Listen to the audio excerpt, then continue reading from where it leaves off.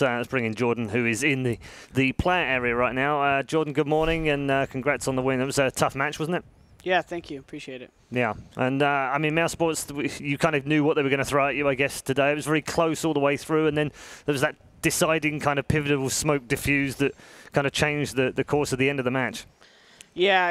It always feels kind of like undeserved when you win that many clutches. So it's like a gross feeling, but I feel like disrespectful not being happy with the win. So I'm definitely happy. No, absolutely, and you should be, because that's the way it goes, and I'm sure you've had plenty of those go against you in the past as well.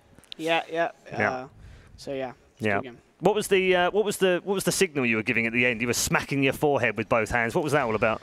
Like 3 rounds in a row, I dinked someone and just didn't get a kill, and I'm just like, I don't know. I felt so on point too when I woke up. Like I got a workout in. I was like warming up. I felt good on my DM and like when I was shooting early and just just not getting the kills I wanted. Just a bit of frustration. So, yeah, try not to vent to the team, so I just hit myself in the head.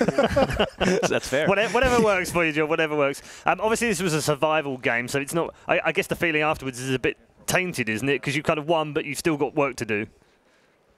Yeah, I mean, just still in it. That's just the key message we're saying, still in it. In terms of some of those small things that went wrong, some of it's day-to-day. You know, some stuff just happens and doesn't mean Tim could have won his clutch. We could have lost another clutch.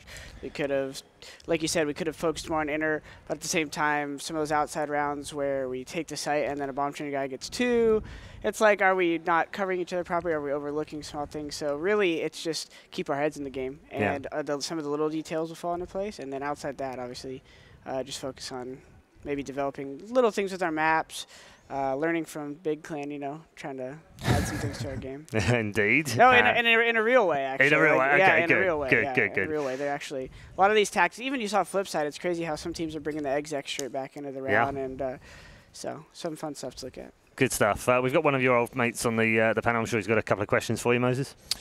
Yeah, I mean, you just seem to be all business today, Jordan. It seems like it's just, you know, get the job done. What's like the conversation that you guys have in the team, like last night coming into the day where you know this is elimination, where you have so much riding on the line? Like what's kind of the mentality that you guys try and instill the day before? We feel bad for Mouse Sports. That's the mentality that we instill. Sorry guys, we're gonna knock you out of the tournament. You know.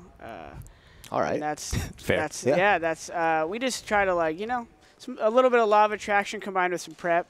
And, you know, just kind of, you know, not being ignorant, knowing that it's probably going to be Inferno or Train, you know, the basic facts, and then, you know, knowing where their offers play, knowing those things. So. What's that feeling like when you're up 6-2 on the T side and you kind of lose, you know, the last, I think 6 of 7 rounds of the match or somewhere along those lines? Like, because you always feel like you kind of lose that half at that point, don't you? Yeah, at that point, I think it's just controlling that voice inside your head, knowing why you lost rounds, and not letting that narrative kind of dictate the future of the game. So that comes with just experience, I guess.